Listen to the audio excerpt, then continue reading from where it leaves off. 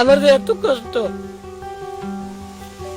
আমাদের বাড়ি চালাটা থাকতো, আসলে আমি অনেক খুশি আছি। কুড়িগ্রাম জেলা, নাগেশ্বরী উপজেলা, নারায়ণপুর ইউনিয়ন, এখানে আমাদের নারায়ণপুর ইউনিয়ন, দরিদ্র এক ইউনিয়ন। সোশ্যাল মিডিয়ায় এই ডিজিটাল গোলকধাঁধায় প্রতিদিন হাজারো মানুষ আসে আবার হারিয়ে যায়, কিন্তু কিছু কিছু চরিত্র এমনভাবে আমাদের সামনে আসে যাদের দেখে মনে হয় এরা কি শুধুই সাধারণ কেউ, নাকি এই সাদামাটা অবয়বের আড়ালে লুকিয়ে আছে অন্য কোনো গল্প। জিলেপিটা রেটে বিক্রি করছেন, আপনি আজকে কোন রেটে বিক্রি করতেছেন একটু জানাবেন। হ্যাঁ, আমি আজ কথা বলছি বর্তমান সময়ের সবচেয়ে আলোচিত এবং রহস্যময় নাম তাজু ভাইকে নিয়ে। জিলাপির দরদাম জিজ্ঞেস করা একজন সাধারণ মানুষ কিভাবে রাতারাতি পুরো ইন্টারনেট দুনিয়া কাঁপিয়ে দিলেন, কেন তাকে নিয়ে মানুষ আজ দুই ভাগে বিভক্ত।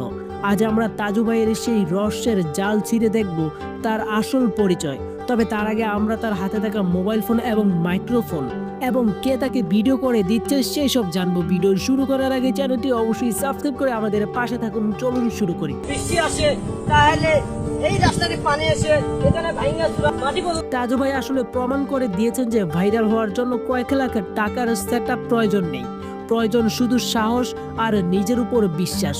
কয়েকশো টাকার মাইক্রোফোন আর পুরনো মডেলের ফোন দিয়েও যে ইতিহাস গড়া যায়, তাজু ভাই তার জ্যান্ত উদাহরণ। আপনার কি মনে হয়, তাজু ভাইয়ের এই সরলতা কি আপনার ভালো লাগে? অনেকে হাসাহাসি করে আমাকে অনেক ঠান্ডা করে, আসলে আড়ালে আমার পানি পর্যন্ত ধরে। কমেন্টে আমাদের জানান তাজু ভাইয়ের হাতে থাকা ফোনের দাম মাত্র 5 থেকে 7,000 টাকা, মাইক্রোফোনের দাম 450 থেকে 700 টাকা। তাজু ভাইয়ের ক্যামেরা ধরেন এলাকার ছোট ভাই এবং বন্ধুরা। এবার চলুন মূল গল্পে যাওয়া যাক। 26শে মার্চ স্বাধীনতা দিবস, কুড়িগ্রামের নাগেশ্বরীর একটি সাধারণ বাজার। হাতে একটি ভাঙ্গা স্মার্টফোন নিয়ে ক্যামেরা ধরলেন এক যুবক, পরনে সাধারণ পোশাক, চোখে মুখে অদ্ভুত এক আত্মবিশ্বাস। জিলাপি বিক্রেতাকে জিজ্ঞেস করলেন সাদাটা কত, লালটা কত, সরকারি রেট কত। আগের রেটে ছিল, আগে আছে 10 টাকা কম। এই একটা বাক্য শুনতেই খুব সাধারণ মনে হলো, ইন্টারনেটে অ্যালগোরিদম যেন তাজু ভাইয়ের এই অদ্ভুত কথা বলার ঢংকে লুফে নিল। কয়েক ঘন্টার মধ্যে ভিডিওটি মিলিয়ন ভিউজ ছাড়িয়ে যায়। মানুষ তাকে চিনতে শুরু করে তাজু ভাই 2.0 হিসাবে। ভিডিও করছি অলরেডি ফেসবুক কোম্পানি, আমাদের এই কোম্পানি ফেসবুক কোম্পানি এটা ভাইরাল করে দিয়েছে। কিন্তু প্রশ্ন হলো, এই জনপ্রিয়তা কি শুধুই কাকতালীয়, নাকি এর পেছনে আছে দীর্ঘদিনের কোনো না পাওয়া জেদ? তাজু ভাইয়ের আসল নাম তাইজুল ইসলাম। কুড়িগ্রামের এক অবহেলিত চরাঞ্চলের বড় ছেলে তিনি, কিন্তু এই নামের পেছনে লুকিয়ে আছে এক সংগ্রামী মানুষের দীর্ঘশ্বাস। তাজু ভাইয়ের বাবা মা দুজনেই কথা বলতে পারে না, শুনতে পারে না। 6 ভাই বোনের বড় এই ছেলেটি ছোটবেলা থেকেই কাঁধে তুলে নিয়েছেন সংসারের জোয়াল। কখনো ভেবে দেখেছেন কি যে মানুষটি আজ আমাদের হাসির খোরাক হচ্ছেন, তার বাস্তব জীবনটা কতটা কঠিন? পেশায় তিনি একজন রাজমিস্ত্রির সহকারী। দফতর রোদে ইট বালু টেনে জাপান তা দিয়েই চলে তার এই নির্বাক বাবা মায়ের সংসার। অভাবের তাড়নায় স্কুলের বারান্দায় পা রাখা হয়নি যার।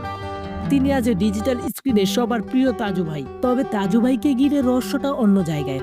অনেকে তাকে দেখছেন এক সাধারণ কন্টেন্ট ক্রিয়েটর হিসেবে, আবার অনেকে তাকে নিয়ে ট্রোল করছেন। প্রশ্ন উঠেছে, তিনি কি সত্যি সরল, নাকি ভাইরাল হওয়ার জন্য এটি তার এক সুনিপুণ অভিনয়? তাজু ভাই কিন্তু নিজে কোনো দাবি করেননি।